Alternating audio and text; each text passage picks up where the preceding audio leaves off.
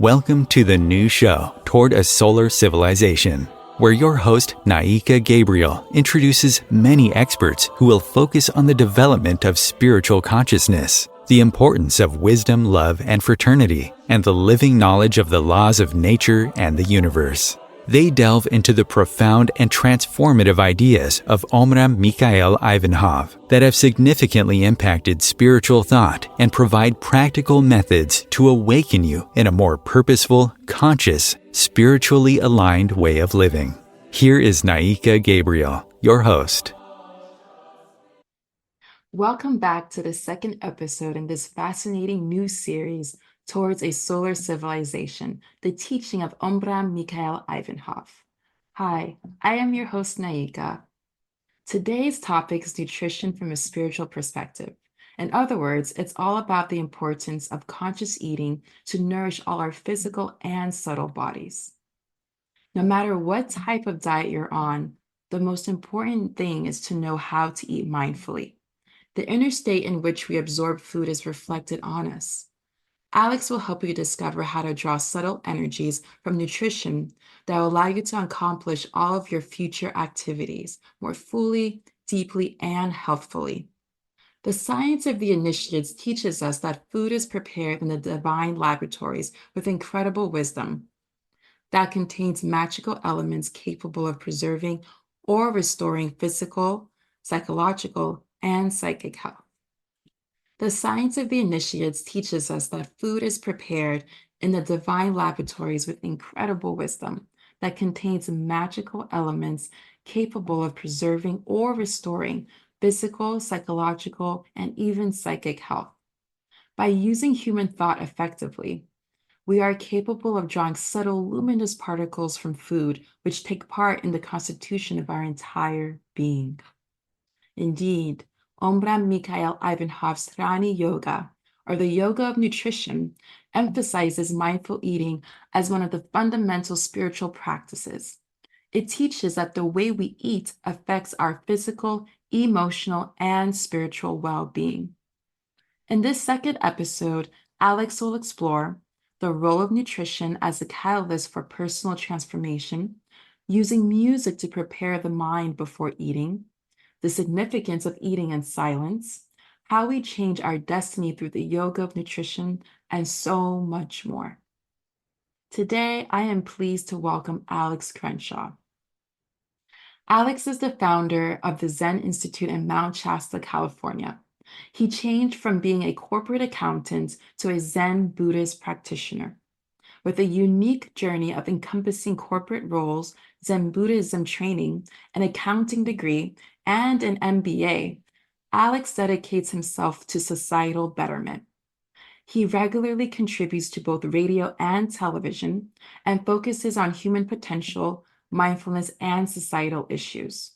Inspired by the teaching of Master Omraam Ivanhoff, Alex is committed to promoting the teaching through many different channels. I'm glad that you're here today. Over to you, Alex. Thank you, Naika, for the introduction. It is a great pleasure to be here introducing these powerful teachings of the Yoga of Nutrition based on the teachings of Master Omraam Ivanhoff. In this program, we will learn how to use the mind to transform our lives through eating, how this basic practice can have far-reaching effects in our lives and in the life of others, how we can change our destiny for the better using this amazing practice 3 times a day. What I love from Master Omraam, he mentioned that many people want to do a spiritual practice and they think that they need to go to a mountain, to a monastery, but he teaches us that we can do a very high and advanced spiritual practice by the way we eat, and most importantly, how we use our minds. This amazing instrument, this divine instrument, and through the teachings of Master Omraam, we can learn how to use our mind properly to its highest capacity. And we can do that 3 times a day with this amazing practice. So in part 1, we will learn the basics of the Yoga of Nutrition, how to prepare the mind to eat, the importance of what we eat, the way we eat, the quality of our thoughts, how to prepare our mind. And in part two of this program, we will explore the more esoteric parts of these teachings, the invisible aspects, or as the quantum field teaches now, that of all the reality in the universe, 1% is energy, is matter, and 99% is energy. So we will combine both in the yoga of nutrition, how to combine matter and energy to improve our lives and the lives of others. Thank you for listening. Welcome to this program, The Yoga of Nutrition, Rani Yoga, the alchemical and magical meaning of nutrition. This is episode 2 of this series towards a solar civilization. In this program, we will explore this profound practice, the yoga of nutrition, from Master Omraam Mikhail Ivanhoff. Master Omraam places a very important emphasis on the way we eat and how we eat as a way to transform our lives. He mentions that we normally think that we need to go to an ashram or to live in a monastery or to abandon society to do high spiritual practice, but he teaches us that we can do that every day in our homes by the way we eat. And we can do a very advanced spiritual practice if we know how to eat properly. All the quotes in this program are based on the book Rani Yoga, that is, as you know, Master Omraam, he never wrote any book. He gave 5,000 lectures, and all of them were recorded.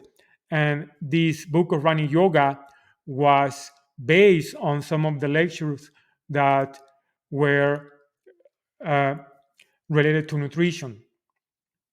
And this is a very profound practice that it can become a catalyst for transformation in your life and to change your destiny. It is very old, and Master Omraam simplified the practice, and we will understand why all these ancient traditions eat in silence. What is the meaning of eating in silence?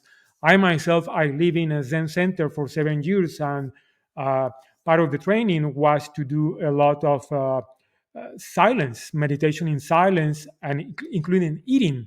But I never understood the far-reaching effects of eating in silence until I understood the composition of a human body, especially with the teaching of the system of the six bodies, that is key for the initiatic school of Master Omraam Mikhail Ivanhoff, that we will explore soon. Only initiates who have reflected for a long time on the highly important question of nutrition know the right way to look at it. So, initiates began to observe how the way you eat and what you eat influences not only your physical body, but your psyche, and how you can change your psychology by the way you eat. You can change your destiny, not only your own destiny, but the destiny of a whole society by the way society eats. And you can determine the evolution of a human being by the way this person eats.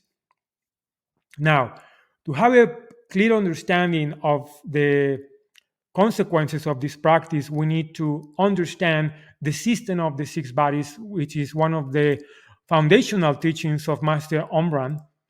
And as we can see here, we have six bodies. And I want you to remember the number 6 because we will cover that in part 2 of this program. How important is the number 6 in spiritual numerology?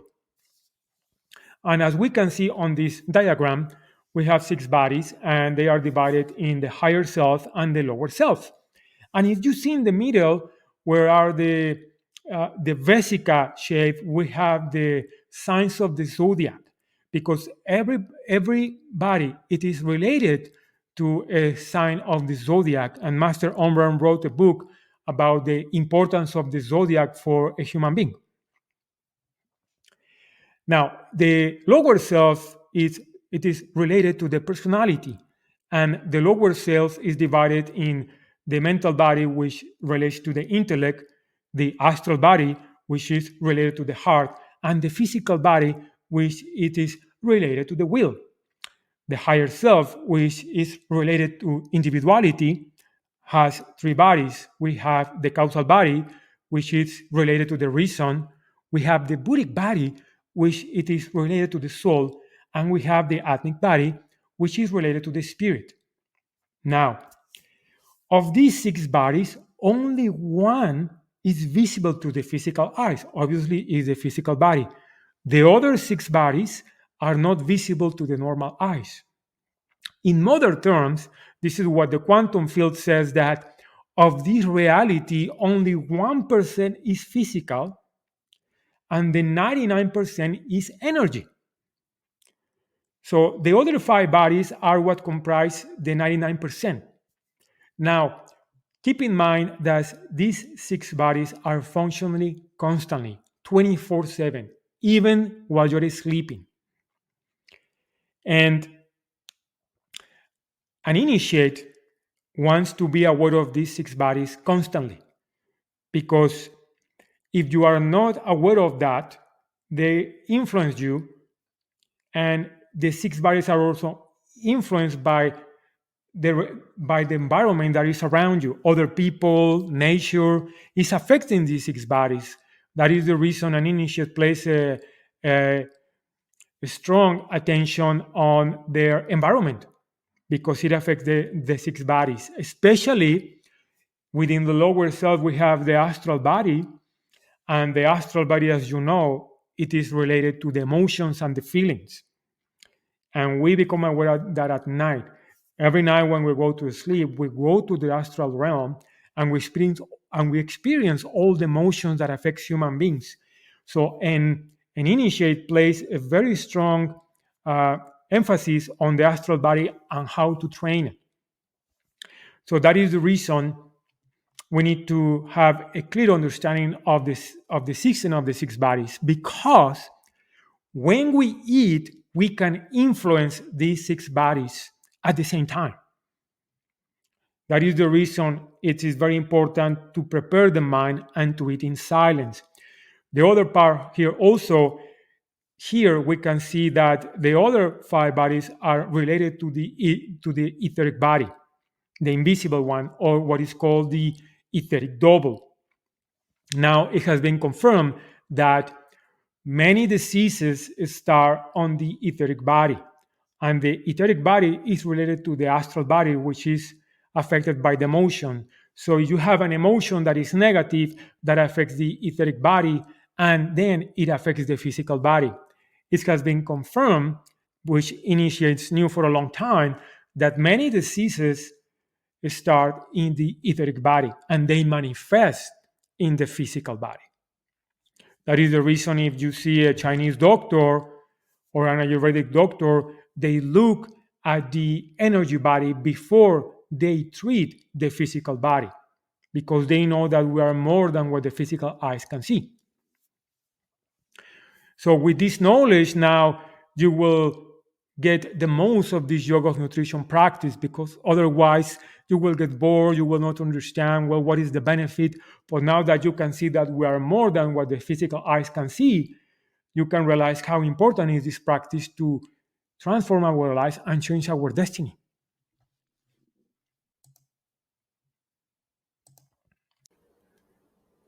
Initiates gave a place to nutritional research in their work.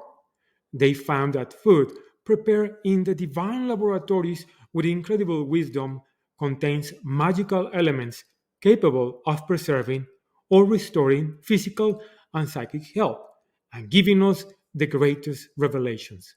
We can see here Master Omraam when he was younger, how an initiate gets close to nature, because as he teaches us in many of his lectures, he shared that nature contains many secrets. So the initiates gets close to nature, and one of the best ways to do it is through what we eat, harvesting, planting seeds of vegetable fruits. We get in touch with our hands and we feel the energy of nature.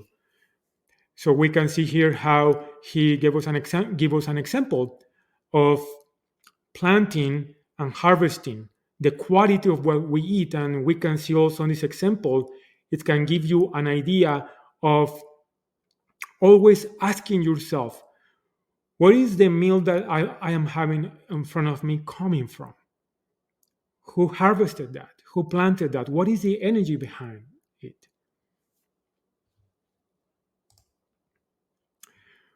When you understand it, nutrition will become for you a source of blessing and wonder because greater significance will be attached to it.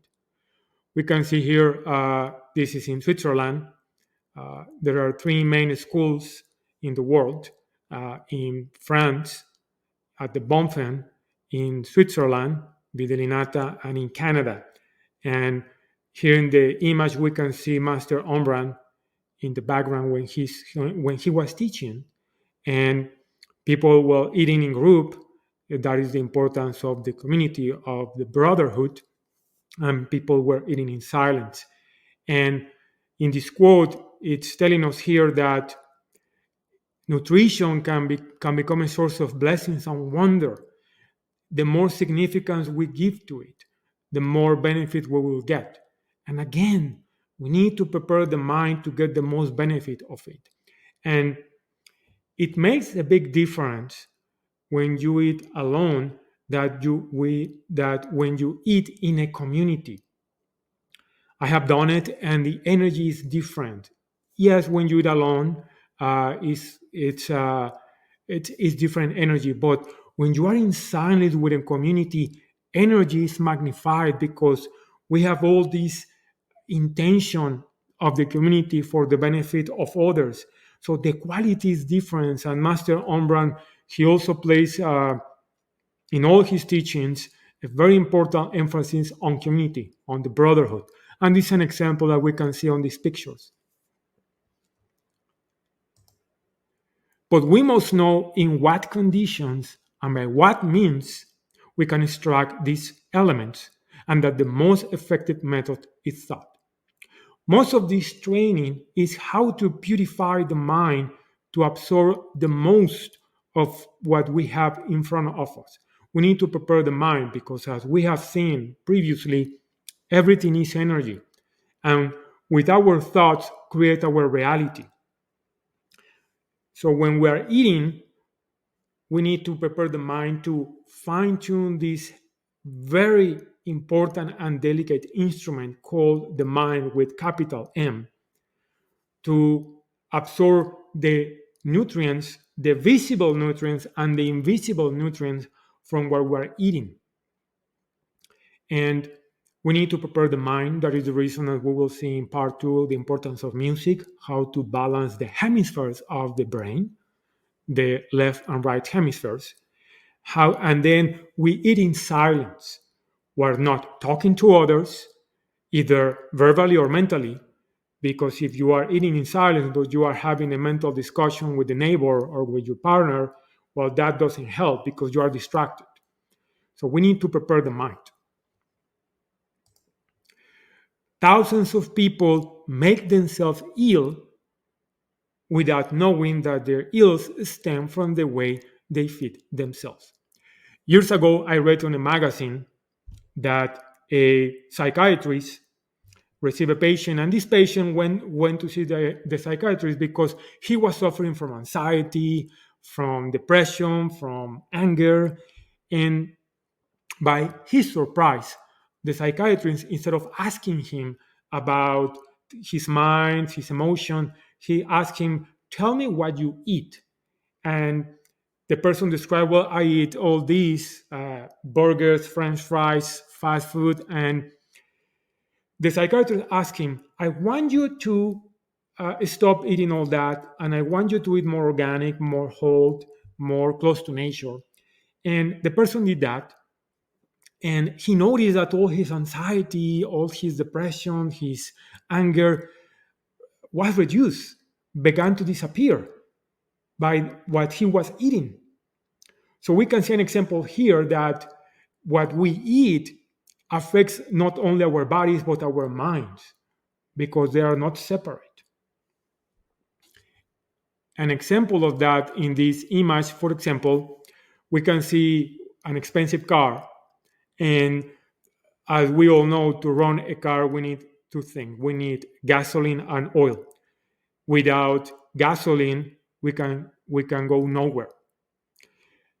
And we can compare gasoline to what we eat. We eat to do more, but we humans, with all hundreds of years, we have reversed this practice. Sometimes we eat and we fall asleep. No, you eat because you want to do more, and the quality of what you eat and the state of mind while you are eating makes a big difference to have the better performance.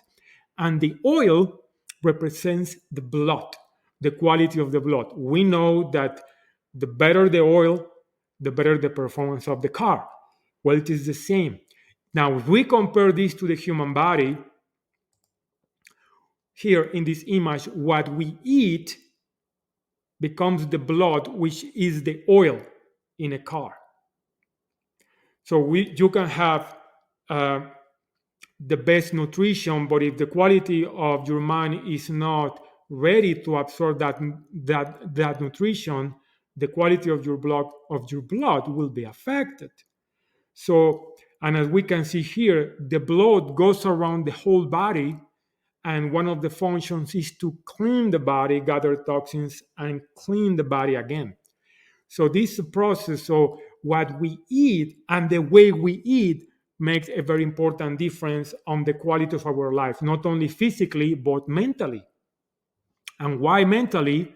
Because as we can see on this image, what we eat affects the solar plexus. And Master Omraam, in his teachings, places a very important emphasis on the solar plexus, which also controls the vagus nerve. And as you know, the vagus nerve controls the emotions of the human body, which are affected by what you eat and the way you eat. The highest white magic initiates set about putting themselves in the best conditions to receive the elements prepared in nature's laboratories.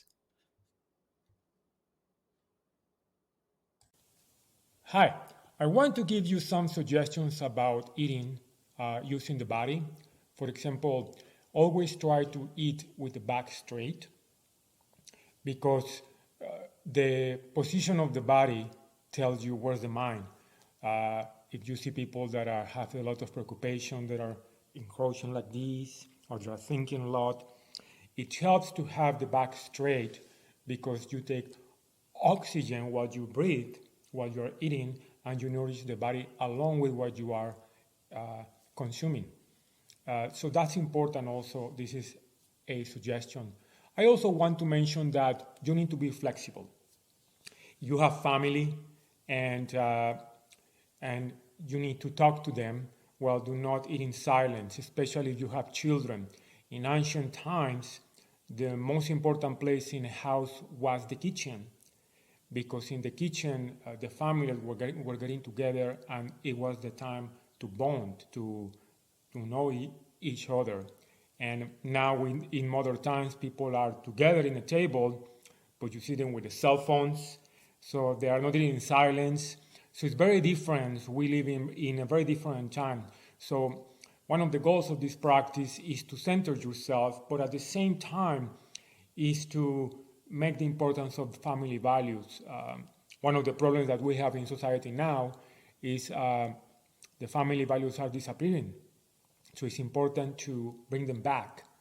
And the Yoga of Nutrition gives us this gift of being with the family. And you need to balance. Sometimes if you cannot eat in silence, you can be creative. Even if you are drinking something, you can make that your own practice, drinking that in silence. Sometimes in nutrition, we think it needs to be a solid meal, but can be a juice, can be tea.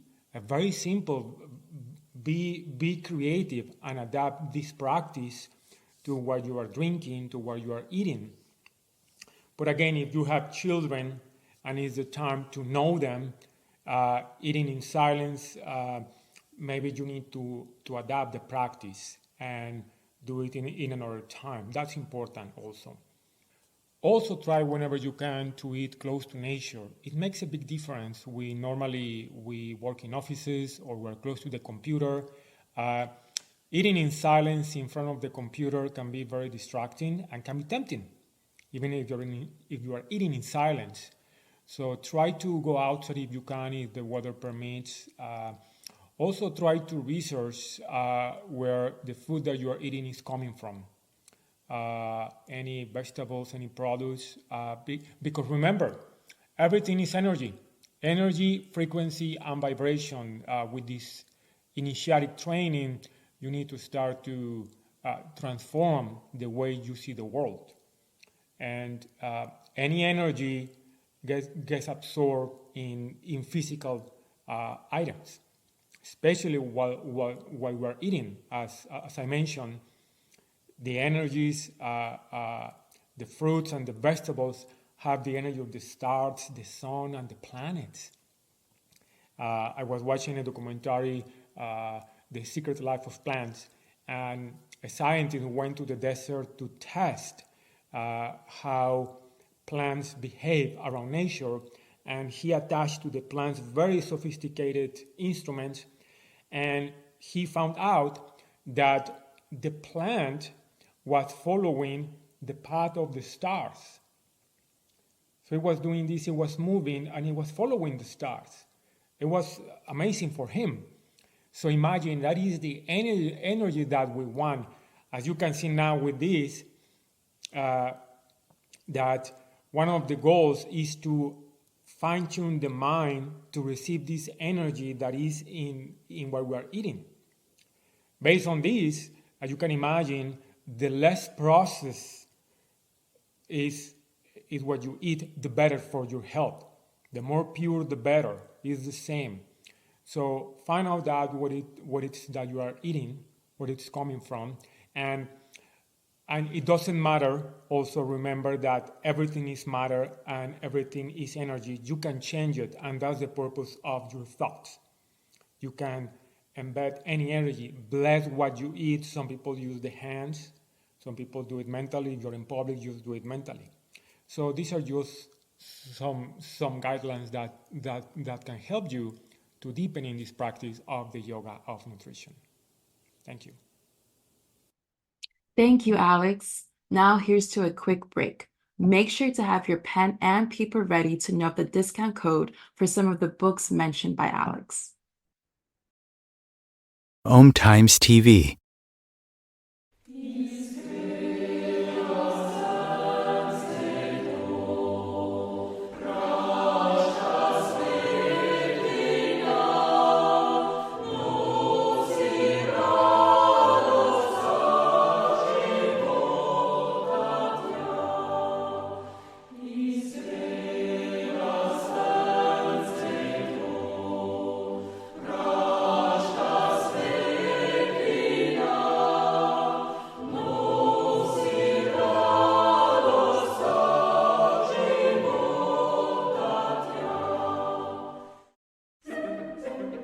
Imagine becoming a super influencer.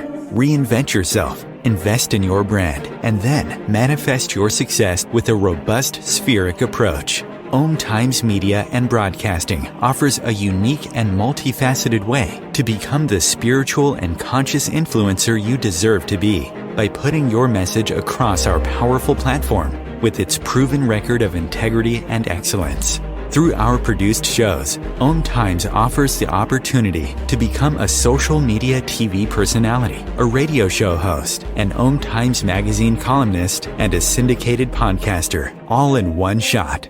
By live streaming your show on Om Times TV and broadcasting it across the extensive Om Times radio and TV networks, you become more than a host. You become an ambassador and a force for positive change. Om Times. Open yourself to the possibilities. If I could be you, and you could be me for just 1 hour. If we could find a way to get inside each other's minds. Walk a mile in my shoes. Walk a mile in my shoes.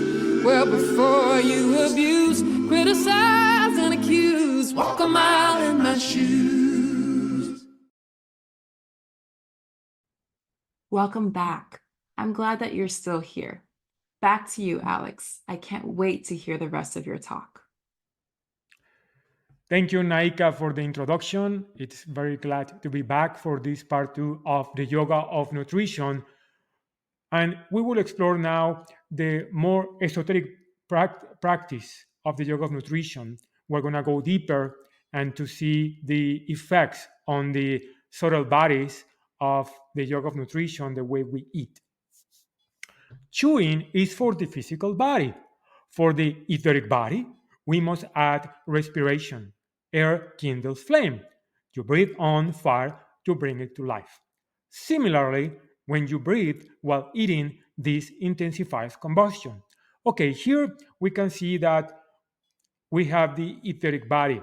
And as I mentioned at the beginning of the talk, that we have what is called the etheric body, which is not visible to the eyes, but what connects the etheric body is breathing.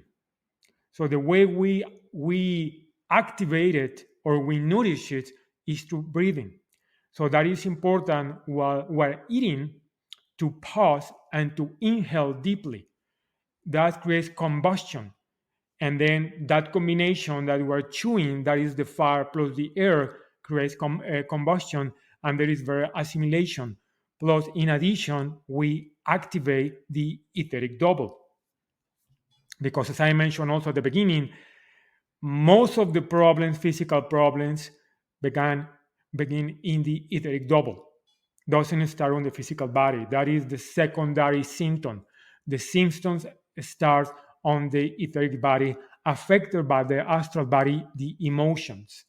For example, in Chinese medicine, every organ is connected to an emotion. For example, the liver, the negative emotion is anger. If you have a lot of anger as an emotion that affects the astral body, then it affects the etheric body, and then it manifests on the physical body. Digestion is just combustion, just as breathing and thinking are.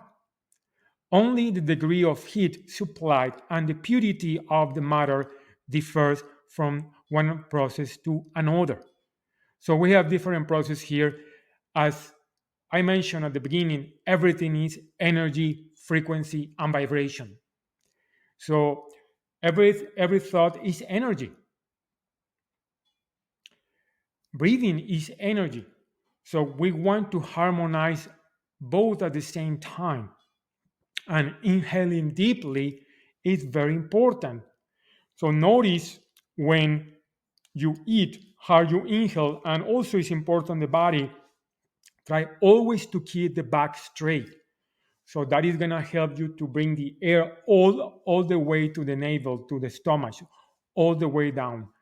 Most Westerners only stop at the chest. And that's one reason we have problems. We need to take all the way down our inhalation to nourish the lower part of the body. That's the problem. They do not have a lot of oxygen. So we want to do that, especially when we eat.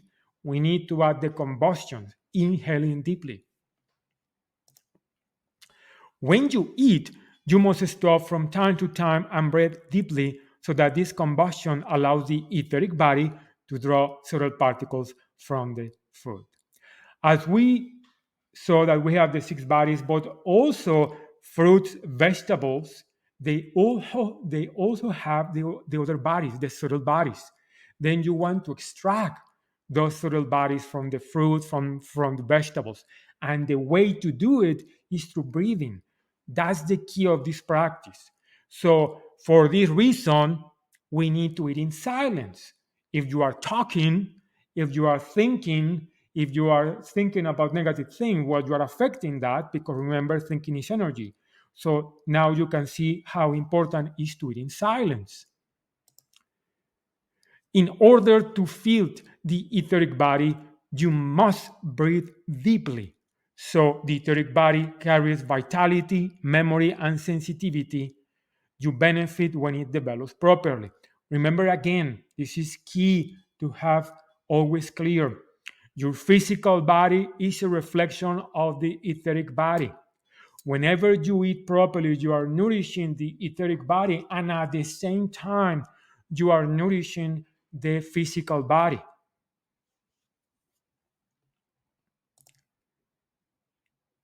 So when it develops properly. So we first nourish the etheric body, and then we nourish the physical body. So we can see here again the importance of this process and its profound effects in every aspect. And then the etheric body is going to affect the other bodies. But it is not enough to have fed the physical and etheric bodies. We must also feed the astral body, going back to the system of the six bodies. If you are eating in silence, but you are thinking on negative things or have negative emotions, you are affecting the astral body negatively. By the contrary, if you are eating grateful of what you are eating, if you are close to nature, you feel happy and you're affecting the astral body. So, as we can see here, it's not only eating in silence, but it is the state of mind while you are eating in silence. Given that the astral body is nourished with feelings and emotions, which are made of finer and subtle matter than the etheric particles. So, this is a process of refinement of the personality. And as I mentioned at the beginning, if you want to know the stage of evolution of a human being, watch the way they eat. Initiates place a lot of attention on nourishment, because we have other dimensions that were affected while we're eating. As they pause a few moments to send love to the food, initiates prepare the astral body to extract particles from the food, even more precious than the etheric particles. This is a vast universe, and we can access that especially at any time, but especially while we are eating, because we're ingesting energy that first was subtle. Because remember, whatever you are eating, fruit or vegetables, they were first a seed, and that seed grew to become a fruit or vegetable through the energy of the sun, the air, and nature. So imagine the power that you're absorbing. So the initiate is what it is absorbing, all that energy that we cannot see with the eyes. To calm yourself down, you take medicines, but you will continue to feel stress as long as no one has taught you how to eat and you are ignorant of the fact that you can improve the state of your nervous system during mealtimes. This is a very important principle. As we can see here on the image, people are used to take pills to calm themselves down, but really, by eating, you can nourish your nervous system that we saw previously. Is controlled by the vagus nerve and the solar plexus. So when we eat properly with the proper state of mind, when we prepare the body and the mind, we can adjust the nervous systems and bring that back to balance. Instead of taking medicines that are artificial and that have secondary effects that most of the time they are not beneficial for the human body and the mind. So we can see here the benefits of eating properly. I want you to watch here the work of the Dr. Masaru Emoto. Here he did a lot of research of the impact of thought on water. And as we can see here on this image, there's a Tokyo Stop Water before and after 500 people send their energies of love remotely from different places in Japan. So the first image on the left, that is the water polluted in Tokyo. And the second image of the sixth star of the crystal, that the same water after people send their loving thoughts to the water. So here we can see several principles that are very important. Number one, that we can change reality. Remember, 1% is physical matter and the 99% is energy. So energy is malleable and we can change matter with our thoughts. And this is an example. Now, I want you to put an attention also that in this image, all the crystals have something in common. They have 6 sides, regardless of the shape. One of them represents music, other saying thank you, love. But all of them, when there's harmony and balance, show a 6-sided crystal. Remember how many subtle bodies we have? We have six bodies, including the physical body. So this is very ancient, and this is what initiates tune in to the system of the 6 bodies, and they try to reach this harmony 24/7.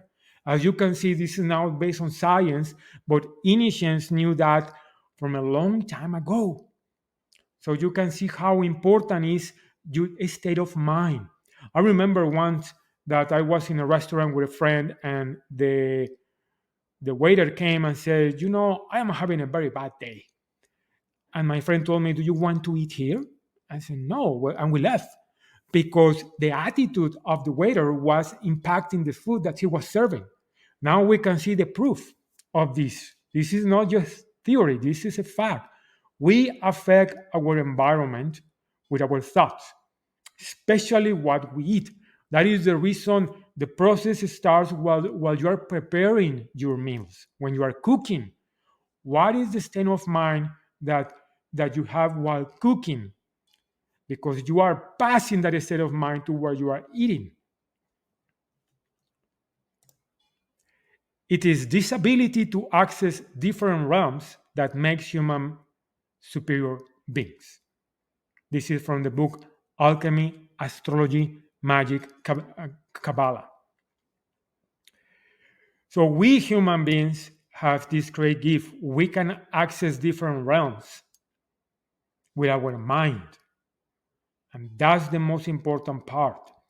I was reading again the book of Master Omraam about the yoga of nutrition yesterday, and he was mentioning that sometimes people take a lot of care of the quality of what they are eating.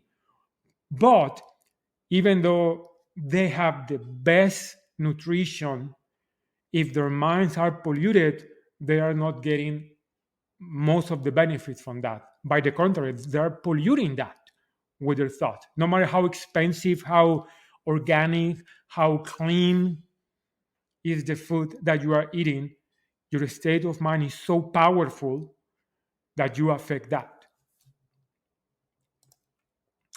Eating correctly allows us to save a lot of time and energy. Disciples, knowing they must take time and satisfy divine laws, can resolve in a few minutes what would have taken 24 hours or more to resolve, because in clarity and light, problems can be solved clearly and correctly. This is another use of eating properly. How we can solve a very complex problem while eating. If we quiet our minds, the solution will come. Instead of expending energy 24 hours, if we go inside, quiet our minds, our divine mind, the divine law that we align to, give us the answer to that problem. And that's when we go from meditation to contemplation while we're eating. So this is a very important principle of this practice that you can solve many complex problems while you're in silence. The solution will come. And again, it's how you use the mind.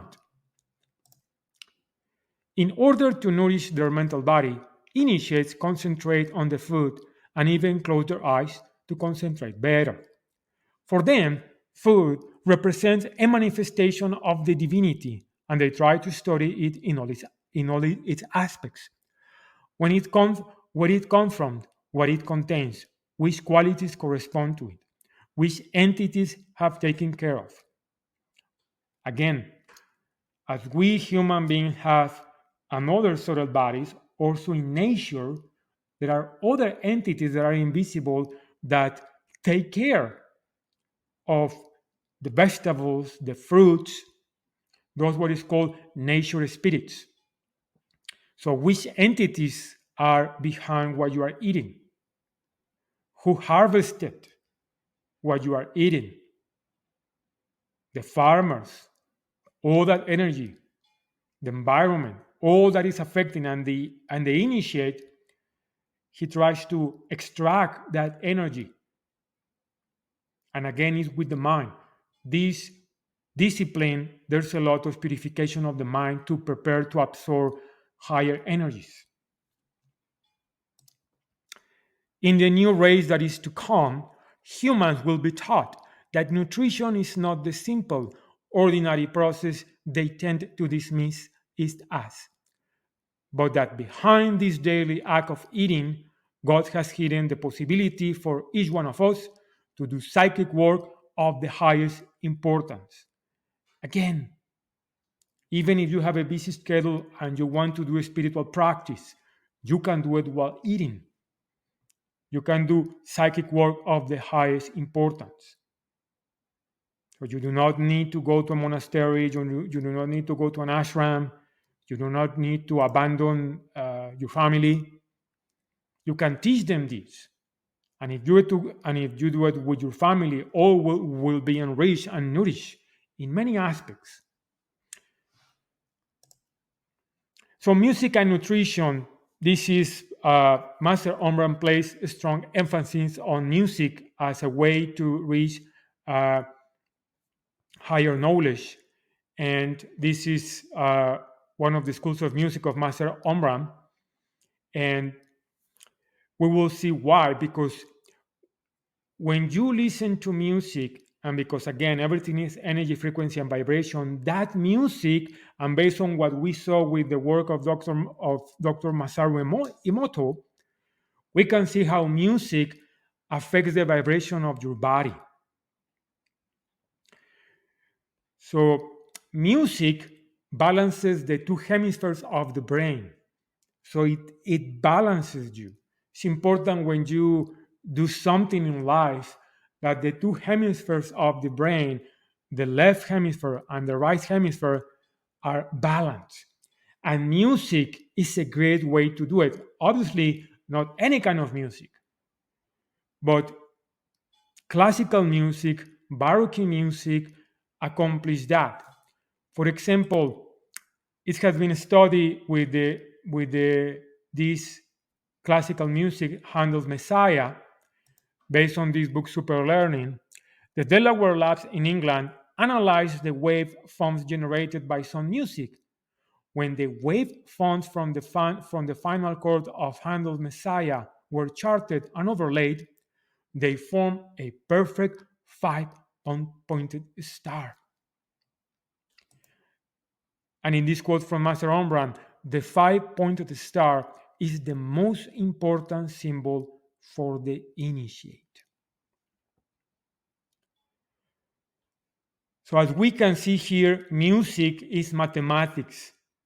Everything in the universe is geometry and mathematics while you are eating. If you analyze that with a microscope, you will realize that. So you use music to prepare your mind to absorb the energies. Especially there is classical music that helps you to do that. Many musicians were initiated and they knew this science, so they embedded in the music very important principles. for transformation. So let's explore the process to eating. First, prepare the mind by listening to music, and then you prepare the mind, and then stop the music and you eat in silence. And remember to chew, to breathe deeply, and then once you finish, relax, and it's optional, you can close with music. So this is the basic process. And also remember the physical body, I suggest to have the spine straight, ideally, not bend over because you are blocking the oxygen. Remember to chew and to pause and to inhale deeply. So you activate the process of combustion and you activate the etheric body. And you nourish also the etheric body and also at the same time the astral body. I like to close with this quote. Once you have been introduced to the true philosophy that has guided all the nobles beings of humanity, you must do your utmost to study and apply it.